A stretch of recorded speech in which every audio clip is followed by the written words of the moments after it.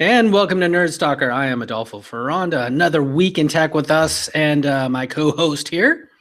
Greg Gloria, aka Social Greg on Twitter. Hey man, how's it going? It's Labor Day weekend, isn't it? It's a beautiful Labor Day weekend. That's right. Any good holiday, long holiday is a good holiday. Oh, damn. And let's talk about the holidays and stress level, huh? Yeah, man. What's this about worker stress levels rise in summer months? That's right. That's right. So thanks to eWeek, this is actually a really interesting article. Nathan Eddy wrote this one. So a third of all survey respondents on this article about work stress, they see nearly half of their colleagues working remotely during the summer, adding to the stress levels of the IT professionals.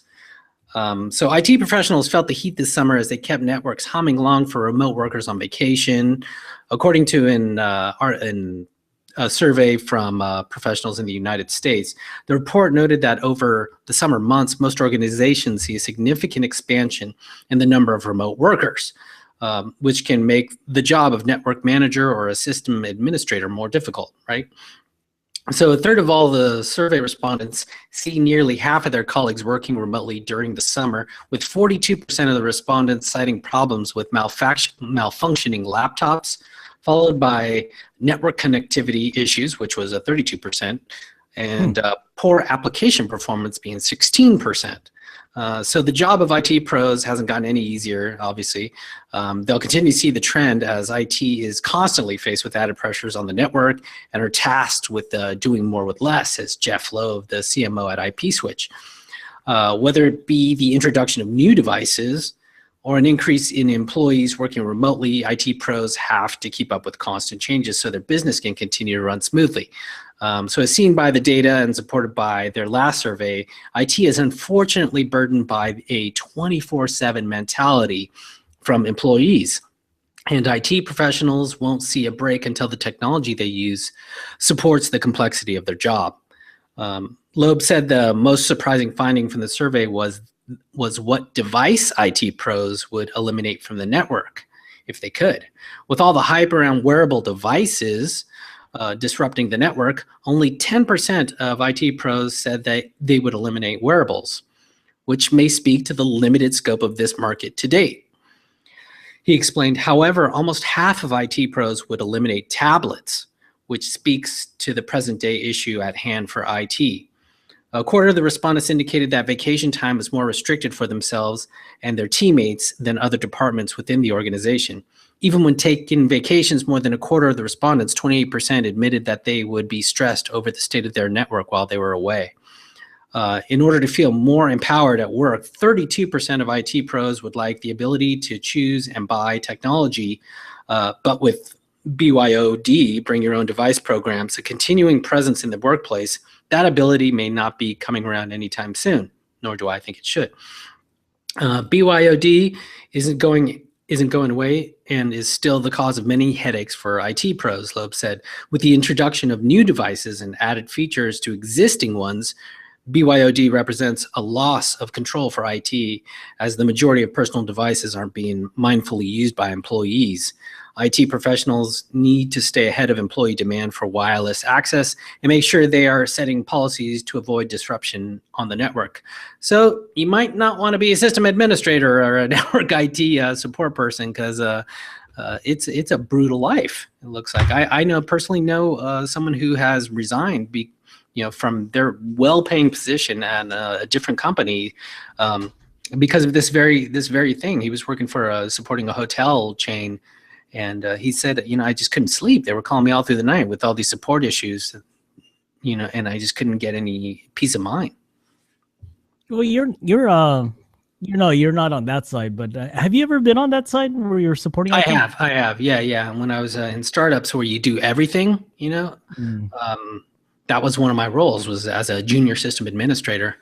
And I have seen part of that. It's not nearly where it's at now. I can only imagine how difficult it is now. But you would think with all these sort of cloud rollout, network infrastructure type of stuff, that would have alleviated that burden to some extent. But it's fascinating to hear that it really hasn't to any degree.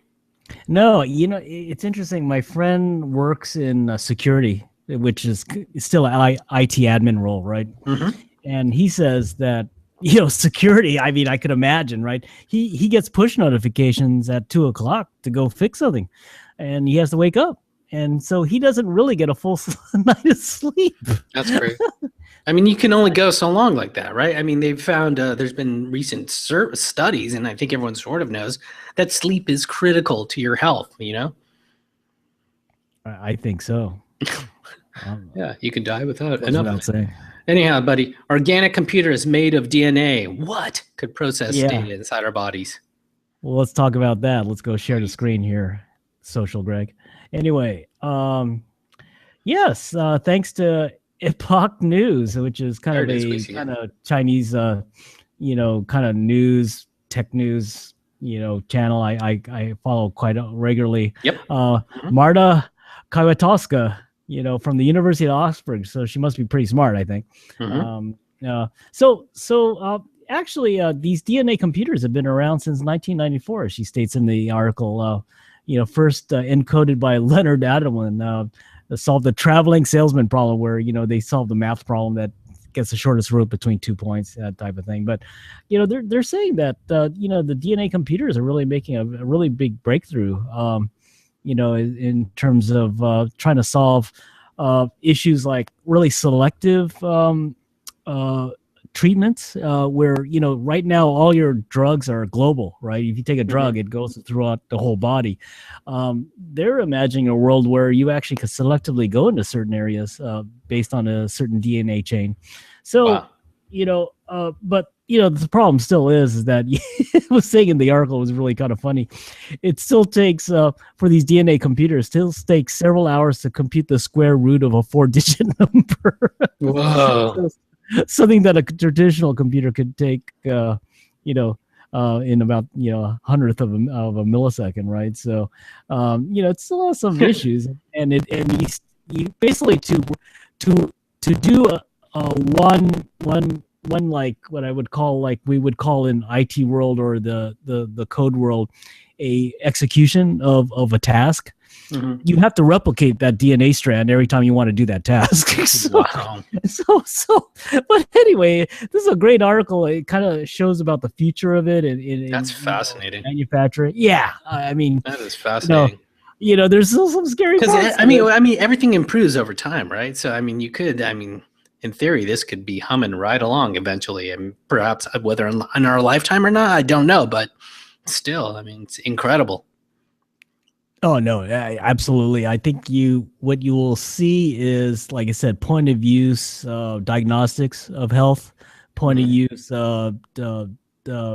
solutions to health, that type of thing. I think that's what you'll really see with a lot of this. So anyway, I thought we'd like to update people on DNA computers. And speaking of DNA, let's talk about exoskeletons. Exoskeletons.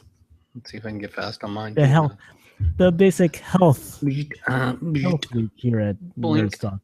Yeah, man. Here we go. This is what I wanted to show. Okay, yeah. So, exoskeleton time. Ooh, nice. You're showing a video here of a gentleman, which, we would like to thank Boy Genius Report and Chris Smith for this particular story. So paralysis is one condition, right? That and we talked about a different sort of paralysis story too with technology last week too, in terms of communication with just breathing. I love great science, great technology like this that actually benefits us to a great degree, our society, right? So paralysis is one condition modern medicine has yet to overcome, but many research projects are looking at ways of restoring mobility to accident victims. In fact, such research recently allowed one man, the man you're seeing in this video, hopefully, who was completely paralyzed from the waist down to walk again, with the help of specialized neurostimulation and exoskeleton. Nice.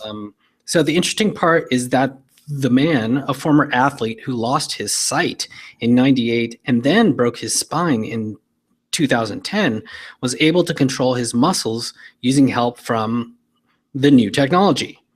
So scientists from the University of California devised a system that let Mark Pollock take thousands of steps in just 2 weeks after having spent more than 4 years in a wheelchair.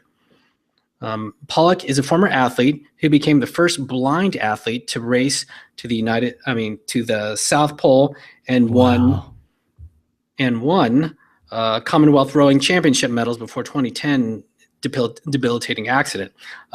This marks the first time a person with chronic complete paralysis has been able to walk again, while fully controlling his muscles, the researcher said. As CNET reports, the system is made of two independent components meant to work together, including the battery-powered robotic exoskeleton and another piece that administers non-invasive spinal stimulation. The exoskeleton is needed to provide support, while spinal stimulation conveys information to the brain, to the muscles to generate the movement, which you probably saw in the video. The robotic module is in the robotic module in the exosuit can tell how much the patient is relying on the gear and how much he's using his own muscles. Just amazing, right? The research proves the paralyzed patients, try to say that a few times, can still regain voluntary control of their muscles, which could then help with regaining mobility, even if they need to rely on robotic skeleton to assist with equilibrium while walking. In the last few weeks of the trial, he said, my heart rate hit 138 beats per minute, Pollock said. This is an aerobic training zone, a rate I haven't even come close to since being paralyzed, while walking in the robot alone without these interventions.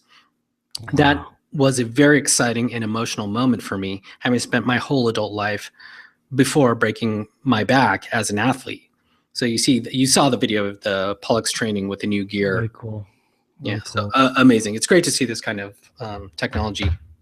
Yeah, I've seen a couple of videos like that. I think there was a little girl doing the same thing. Not to this degree of the technology, but using an exoskeleton to walk again, and just seeing her smile on her eyes that she was able to do something like that is just touching. Wow.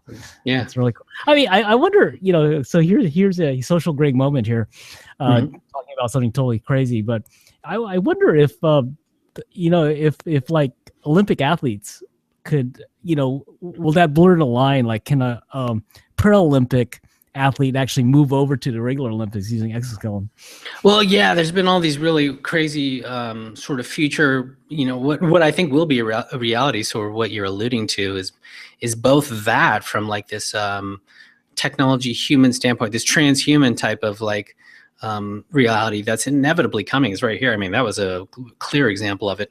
Plus with the biotech work that's being done as well in conjunction with, we're going to have superhumans. We're going to be a whole new different thing in the near term, even I would say, where you're going to see this type of thing in super athletes. Yeah, X Games redefined. Yeah. There have been rumors that a lot of this is already occurring in China, in sort of research where they have a little more leeway in terms of like human type of experimentation. The 6 million yuan man. Yeah, there you go. Sorry. So speaking of $6 million, that is, in jobs, eHarmony, what are they doing, Greg? Oh man, I'll share the screen here. So eHarmony, the date specialist since Web 1.0. Thanks. Oh, is that what they call it now? Yeah, I know. No, I don't think they Greg and appreciate Adolfo 0.0. Yeah. But thanks to Dale Buss and Brand Channel for this, a noted website that I follow regularly. So customer and followers of eHarmony.com may have first warmed up to the internet dating pioneer. See, that's what I said. Because of the inviting personality and warmth of founder and pitchman Neil Clark Warren. Okay, and a lot has happened in 15 years since founding eHarmony in Metro Los Angeles. Warren is back and CEO and pitchman for eHarmony, but he's also leading the first major diversification into career matchmaking. I'm not going to play the video for you guys. Hot career matchmaking. I tell you, nobody has really matched personalities in terms of applicant and supervisor, Warren told AOL recently. And that's not something that LinkedIn or Monster do. So he mentions his competition directly in this. And career market is such a big market. We don't expect it to grow faster than we expect it to grow faster than our core product. So despite the competition, eHarmony plans to launch its now in beta recruitment service called Elevated Careers. e-careers, right? Wow. Next year, and expects business to contribute 60% of its revenues within 3 years. It already recruits for careers in its own ranks, of course. And I don't know. I wanted to bring this up because matchmaking, with your personality type. I don't know. I've heard, kind of mixed results, and I don't know if they're trying to eliminate the human element, or I don't think those recruiters are going to be really too thrilled about this. But I don't know. What's your take on this? I think you got to make money, right? And these type of staff placement companies, if you're successful, they're printing money at this point, hand over fist, especially with the loss of full-time employees. These guys are effectively pimps, right? To companies. They provide a service, but they are making a ton of money. They're highly profitable at this point. So you could look at any of these major sort of agencies and see why eHarmony or any other type of service like that has a large database of people. Why wouldn't they leverage that, in order to sort of provide other services, especially such a profitable services staffing? Big data, baby. I mean, it's a trend I'm seeing all the time now, right? The elimination of these service middlemen, because now the data could go directly in our hands. Yeah, you can leverage that. Yeah. Mm-hmm. Mm-hmm. Right. And so although there was a disturbing recent, sort of, just to go a little bit off track, a recent blurb I saw where Facebook was talking about possibly providing a service to, I think it was like insurance providers or something like that, for credit scores or something like that. You could tell the risk value based on your sort of social profile. God, that's scary. Yeah, scary, a little disturbing, right? Yeah, little disturbing. But I digress. Good for eHarmony. Yes. So let's move on here, my friend. We have Six Flags has an insanely scary 4D roller coaster for you. Oh, this is gonna be cool. I love this. Total mayhem. Total freaking mayhem. So I recently got back from Las Vegas and I rode a roller coaster, which I haven't done at Adventure Dome in a while. But look at this thing. So thanks to Chris Smith of Boy Genius Report for this. Yeah. You think you've ridden intimidating roller coasters before? That's because you haven't ridden on Total Mayhem, a scary new roller coaster that'll be available to people who got to the Six Flags amusement park next summer. The company calls it a 4D roller coaster, and it features some intense characteristics, including 90-degree hills and 12-story drops. Unlike other roller coasters, the wing seats in Total Mayhem are placed on the either side of the track, spinning around to offer you a look at the sky or earth below you, and you won't even get to see any tracks underneath. The ride features a one-of-a-kind onboard magnetic technology featuring smooth head-over-heels free fly flips, providing you the feeling of weightlessness as you soar outside the confines of a traditional track, and 4D wing vehicles that seat up to 8 per vehicle. And let's just watch that again because it's so awesome. A total of 5 vehicles. More details about Six Flags' new ride will be available at the source link. But check out the scary video that you're watching now. Total mayhem. Totally insane. Diaper not included. Yeah. I think we're going to probably expect plenty of Adolfo vomit flying around as well. So. Oh, my God. Yeah. Look at that. It looks just horrible, right? I mean, beyond 90-degree drops. Hello. That right there would do it for me. That's where, like, my stomach and my nuts go flying out of my mouth.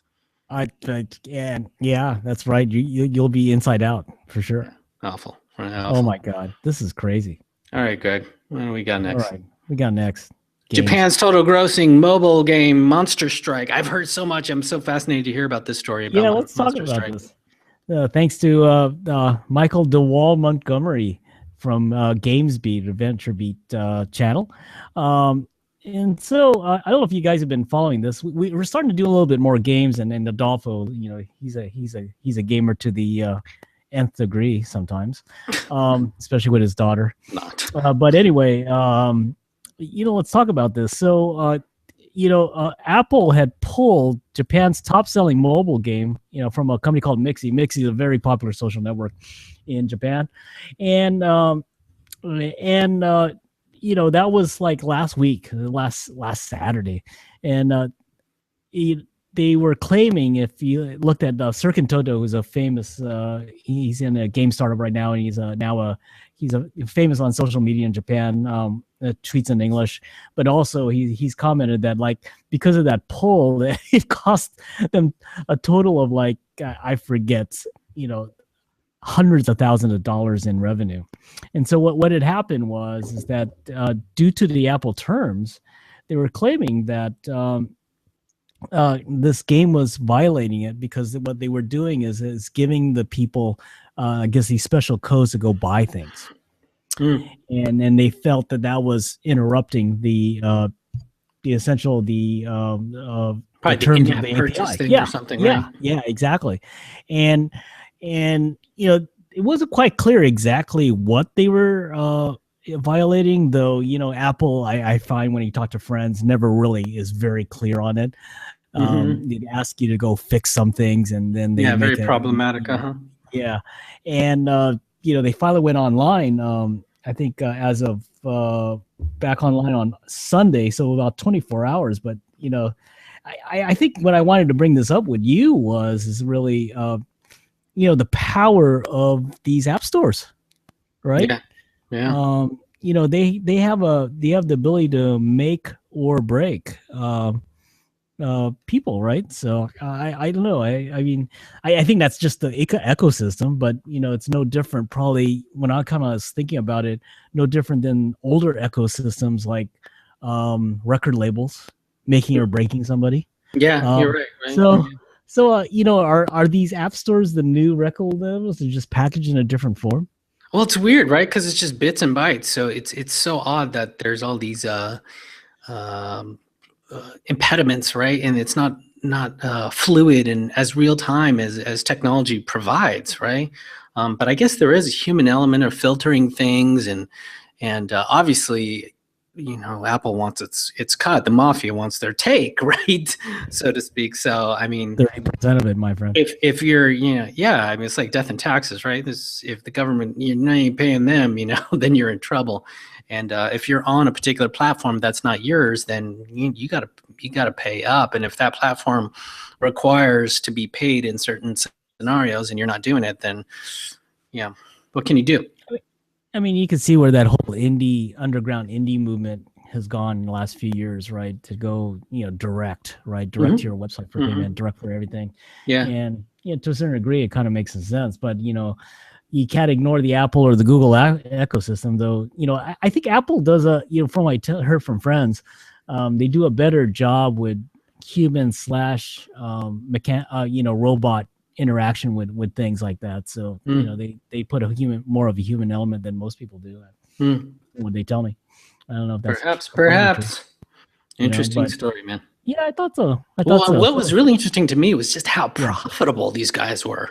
Well, I mean, I should say, talk about printing money. My God, what was their monthly estimate of something they were making? 4.2 million a day for Monster Strike. What? That's crazy. No, that can't be right. 4.2 million a day? Gross. I don't know. Minus their expenses, which is 4.1 million. That's crazy. I mean, it translates to 175,000 an hour. Can you imagine that? Yes. 175,000 an hour. Well, I mean, I know that's a little bit below your rate, your consulting rate of 200,000 per hour, but imagine me. You don't want to know what I'm imagining. Anyways. We don't. Let's go to speed round, man. Let's go to speed round. Netflix releases Sleepy Puppy? Yeah, Sleepy Puppy. No, not this, because this one's your story. Boom, and Mr. Speedy Sleepy Puppy. There it is. So this has been a nice trend to see these companies. This is more like a developer type of thing, so you can tune out for a bit if you're not a techie type. But anyways, or a programmer type. Thanks to Michael Mimoso. Ooh, I love that name. From threatpost.com. So most automated scanning, and security tools have figured out cross-site scripting. You'll see XSS in this article a little bit. That's what they mean, cross-site scripting. Vulnerabilities don't do much analysis beyond the target application. Netflix this week, however, released an open source a tool developed in-house that persists beyond the target app and can flag potential cross-site scripting trouble in secondary applications. The tool is called Sleepy Puppy, and it's available on Netflix's GitHub repository. And for starters, says one of the developers, Scott Behrens, it fills a gap for security engineers doing application assessments. He says, we are looking for a way to provide coverage on applications that come from different origins or may not be publicly accessible, said Behrens, a senior application security engineer at Netflix. We also wanted to observe where stored data gets reflected back and how data that may be stored publicly could also be reflected in a large number of internal applications. That's super important. So Behrens and co-developer Patrick Kelly described Sleepy Puppy as a cross-site scripting payload management framework that provides delayed XSS testing, a riff on stored XSS testing. For example, a cross-site scripting payload can be injected into one application that may not trigger a cross-site scripting alert in the target app, but that payload is stored in a database and reflected to a second application that is not immediately accessible. You yet can fire off an email alert once the payload is triggered elsewhere. So Sleepy Puppy provides context-rich data on where and how cross-site scripting vulnerabilities propagate throughout various applications. Super cool. Sleepy Puppy provides a persistence mechanism, also known as a callback, to help identify secondary applications where cross-site scripting vulnerabilities may exist. So I can go on and on about all the techie stuff, but in short, Sleepy Puppy is just the latest Netflix tool to be released as open source.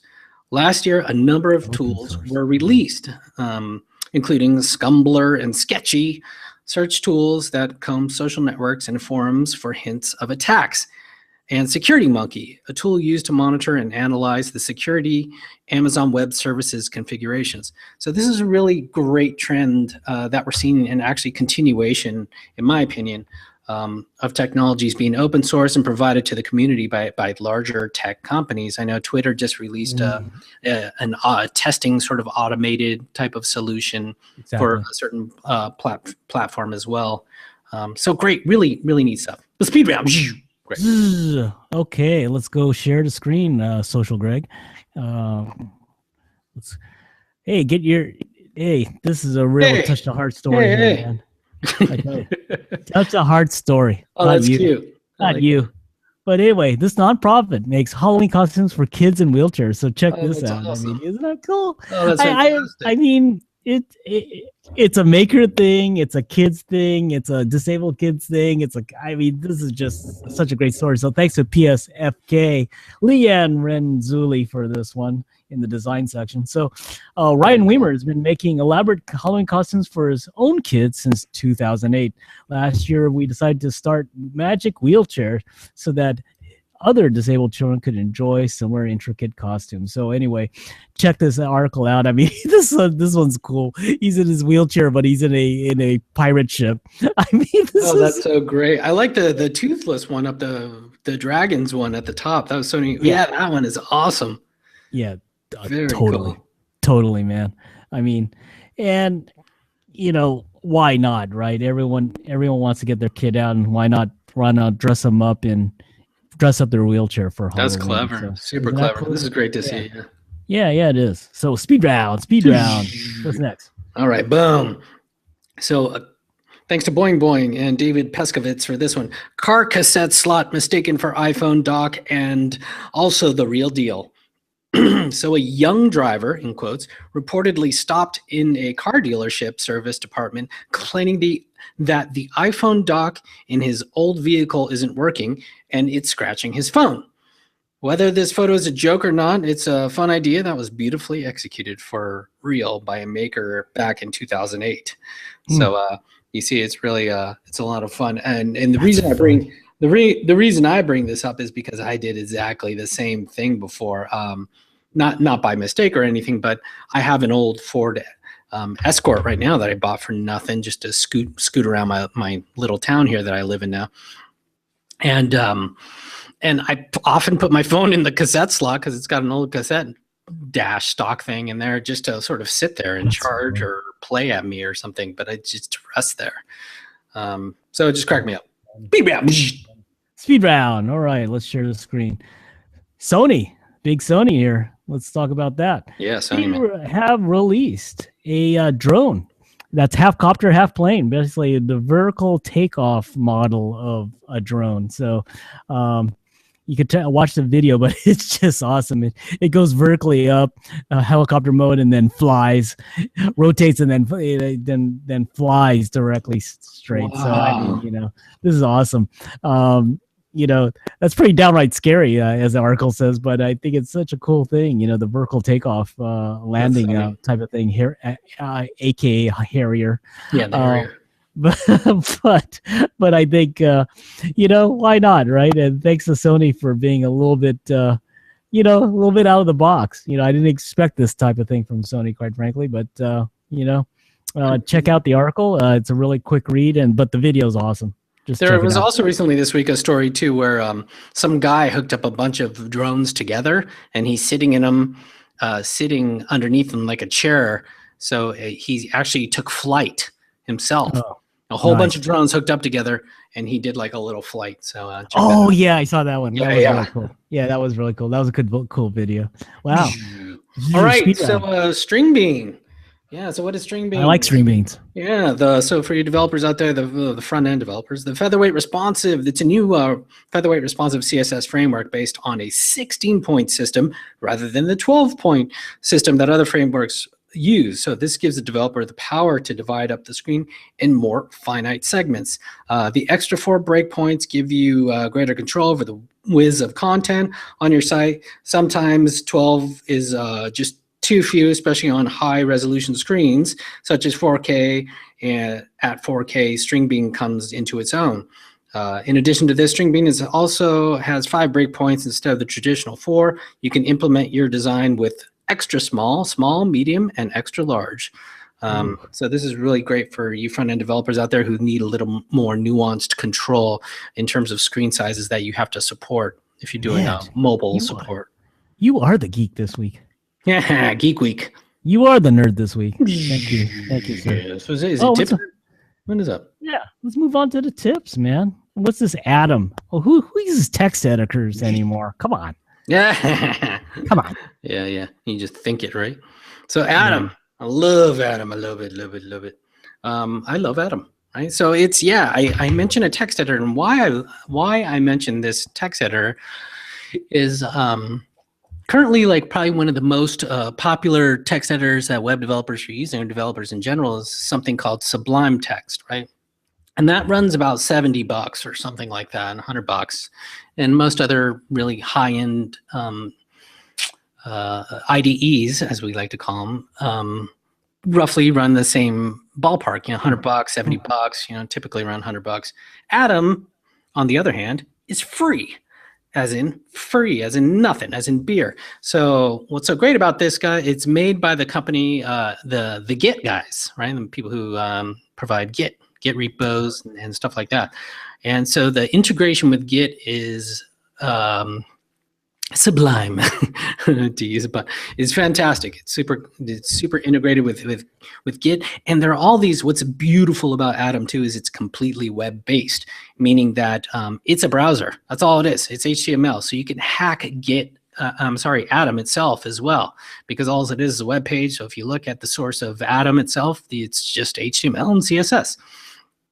But it's a fantastic editor. It has all the things that you would expect in terms of functionality that an editor does. It's super robust now. The integration with Git is amazing, and the packages are what really set this on a whole other level. There's you can do your autocompletes, your linting for your particular languages. There's merging tools. I could go on and on. Commenting stuff. There's even a package which you can install if you get bored, where you could play asteroids with your code. A little spaceship shows up on your code, and you can blast your little things. There's themes. You can theme it to make it look, different colors and different things. And yeah, HTML is purely open source. It's fantastic. Again, costs you nothing. Give it a try. It's fantastic. I love it, Adam. I'm learning more and more. And for you Sublime users out there too, you might have certain keyboard shortcuts that you use to do things faster. Atom actually mirrors those keyboard shortcuts, so you can use your keyboard shortcuts in Atom as well, and probably like 99% of them will work. So it's a pretty seamless leap for you to try out, and it will cost you nothing. So give it a go. Go to atom.io, atom.io. All right, Greg, your tip. All right. Well, I'm a social media nut, I guess, if you want to call it that. But I like my time. So I've been using this thing called BuzzSumo recently. It's just similar as Topsy, a couple of other things like that. But you could type in a topic, in the free version, and you could see what the trending shares in your network or in the network is on social media, according to BuzzSumo. So it's a cool app. You could just type in I don't know, let's type in Nerd Stalker. We'll probably get two. But but sorry, I don't want to say that. But I think what I've been doing is that I've been looking at current topics that I'm interested in that week. Put it into the search engine. It'll bring up the other ones. Type in drone. Yeah. Okay. Let's type in drone. Drones. Or that. Yeah. There you go. So anyway, you could get like the top trending topics over the next week or a month or whatever you want to call it, and the most shared over the last year.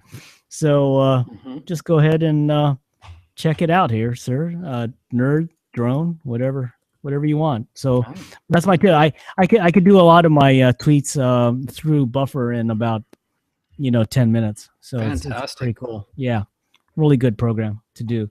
So anyway, good tip. Thank you. Let's do promos. Nice. Yeah, my man. So Digital Kids Summit, as you guys can see, in San Francisco, September 9th through 10th at the Children's Creativity Museum. Check it out. That's Wednesday through a Thursday. Digital Kids Summit will be fantastic. So as you see here, we got all kinds of really super high-end speakers here. We got Toy Talk, Mattel, Fast Company, keynotes, and you see all these additional speakers included. It goes on and on and on. It's a wonderful, wonderful, wonderful event. I highly suggest you educators out there, teachers, principals, school district administrators, whatever, go and check this thing out. Your eyes will be opened and lightened, and if anything, it'll be hopefully spark some ideas of what you could, what's possible. The content is outstanding, and it comes from a really good place. Children are the future, as we love to say, as cliche as that is, it's the truth. So go check it out. Digital Kids Summit again. Go to digitalkidsummit.com, and San Francisco, 9th through 10th. Give it a go. Wow. And then what's coming with that mega Uber Uber conference? Conference coming up the week after that. Yeah, we got that. Dreamforce, September 15th through 18th in lovely San Francisco at Moscone Center.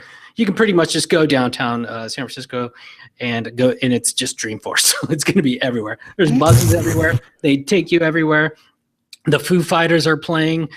Need I say more? Every single industry is represented. Education, as I mentioned before, developers, executives, marketing, salespeople,